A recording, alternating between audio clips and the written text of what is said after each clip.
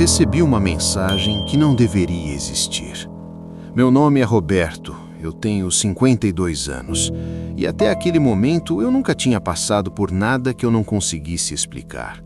A mensagem chegou no meu celular em uma noite comum, sem aviso, sem contexto, vinda de um número que eu não conhecia. Quando abri, havia apenas uma frase: "Não saia de casa amanhã às 8h17. Curta, direta, como um aviso que não deixa espaço para interpretação. Eu já estava pronto para ignorar como qualquer outra mensagem estranha, até notar o detalhe que fez meu corpo travar por completo. A mensagem estava assinada com o meu nome, Roberto. Não como alguém que me conhece, mas como alguém que estava se identificando. Eu continuei olhando para a tela por mais tempo do que gostaria de admitir, tentando entender se aquilo era algum tipo de coincidência ou uma tentativa mal feita de brincadeira. Mas não era só isso que incomodava. O jeito que a frase estava escrita era exatamente o meu. A mesma forma seca, objetiva, sem rodeios, como eu sempre me comuniquei a vida inteira. Era como se eu estivesse lendo algo que eu mesmo teria escrito, só que eu não escrevi. E o mais estranho de tudo é que eu tinha certeza disso. Eu não lembrava de ter enviado nada. Não havia rascunho, não havia erro, não havia explicação simples. Mesmo assim, tentei agir como se aquilo não fosse nada. Deixei o celular de lado, segui com a noite, mas a frase não saiu da minha cabeça em nenhum momento. Não saia de casa amanhã às 8h17. Não fazia sentido. Eu não tinha compromisso naquele horário, nada que justificasse um aviso daquele tipo. Talvez por isso eu tenha ignorado, porque não havia motivo para levar a sério. Na manhã seguinte, tudo parecia normal. Café, silêncio, rotina, até que às 8h16 meu celular vibrou novamente. Eu nem precisei olhar para saber que era o mesmo número. Quando desbloqueei a tela, a segunda mensagem estava lá, como se já soubesse exatamente o que eu tinha feito. Se você está vendo isso, então você ignorou a primeira. Naquele momento, não foi medo que eu senti. Foi algo pior. A sensação de que, de alguma forma, alguém não só sabia o que eu faria, como já estava vivendo um passo à minha frente. Eu fiquei alguns segundos parado, com o celular na mão, tentando decidir se aquilo era só coincidência bem construída ou algo que eu ainda não estava entendendo. Olhei para o relógio na parede. 8h16. Faltava 1 minuto. Um único minuto para o horário exato que a primeira mensagem mencionava. Foi aí que surgiu a dúvida mais simples e, ao mesmo tempo, mais incômoda. E se não custasse nada testar? Eu não tinha compromisso, não tinha obrigação, não tinha motivo real para sair naquele instante. Ainda assim, havia algo dentro de mim que resistia à ideia de obedecer àquela mensagem. Não por lógica, mas por princípio. Eu nunca fui o tipo de pessoa que aceita ordens sem entender o motivo. Só que, pela primeira vez, entender parecia impossível. Quando o relógio virou para 8h17, eu permaneci sentado. Nada aconteceu. Nenhum barulho, nenhum evento, nenhuma mudança imediata. Eu quase ri de mim mesmo, pronto para concluir que aquilo tudo não passava de uma coincidência estranha que eu tinha decidido levar a sério demais. Foi quando, alguns segundos depois, um som seco ecoou do lado de fora da minha casa. Algo pesado, metálico, seguido por vidro quebrando. Eu levantei na hora e fui até a janela. Um carro tinha perdido o controle na rua e atingido exatamente o portão da minha casa. A estrutura de ferro estava retorcida e parte do muro tinha cedido com o impacto. Por alguns segundos eu só observei, tentando processar o que estava vendo. Se eu tivesse saído naquele horário, como faço todos os dias, eu estaria exatamente ali, no portão, no momento do impacto. Aquilo não era uma possibilidade vaga, era preciso demais, cronometrado demais. Eu fiquei ali em silêncio enquanto as pessoas começavam a se aproximar, tentando ajudar o motorista, mas a única coisa que realmente importava naquele momento era uma pergunta que eu não conseguia ignorar. Como alguém sabia?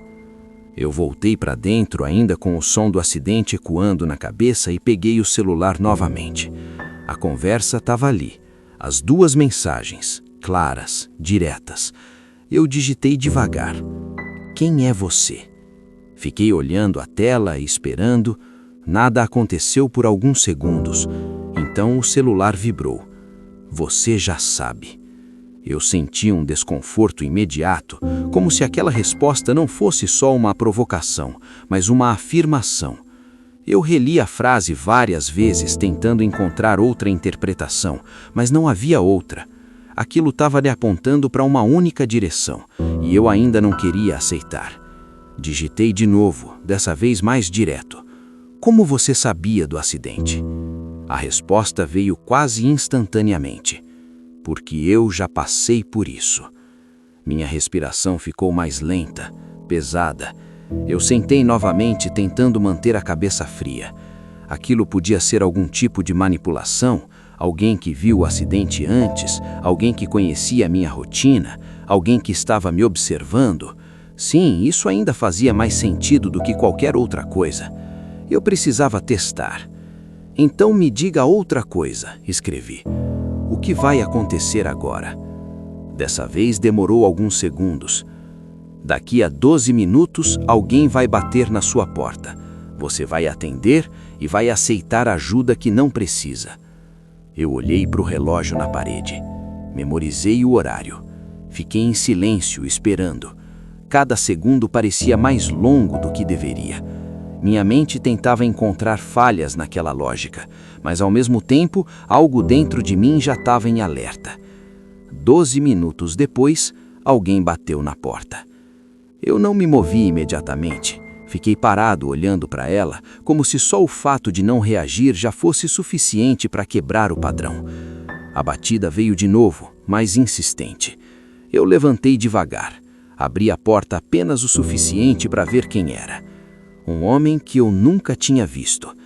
Ele apontou para a rua, falou sobre o acidente, perguntou se eu estava bem, disse que podia ajudar a resolver com o seguro, com documentação, com tudo.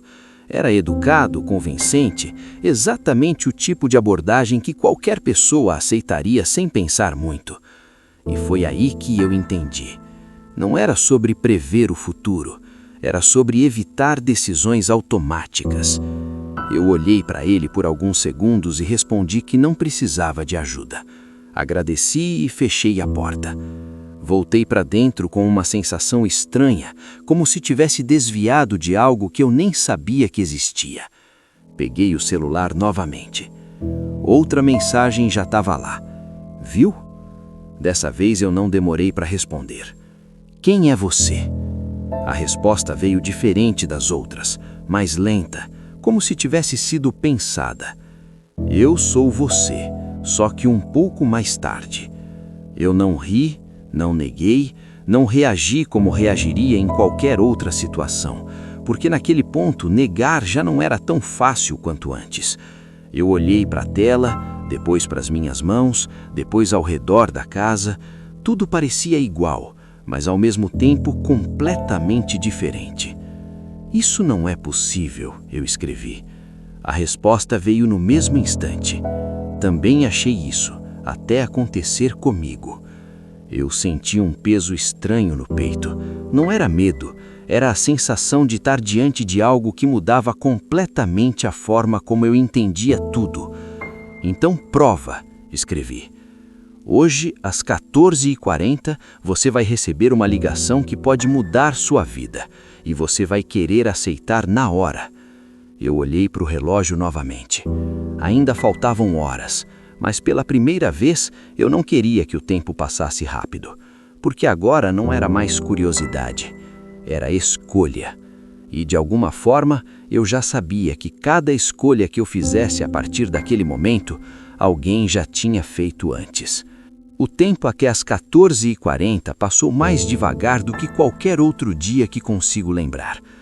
Eu tentei ocupar a mente com coisas simples, tarefas que sempre fiz sem pensar muito, mas nada funcionava de verdade. A cada poucos minutos eu olhava para o relógio como se aquilo por si só pudesse mudar alguma coisa. Em algum ponto, eu percebi que já não estava tentando provar que aquilo era mentira. Eu estava esperando para confirmar até onde aquilo era verdade. Quando o relógio virou para 14h40, eu já estava com o celular na mão. Número desconhecido. Mensagem nova. Abri sem hesitar.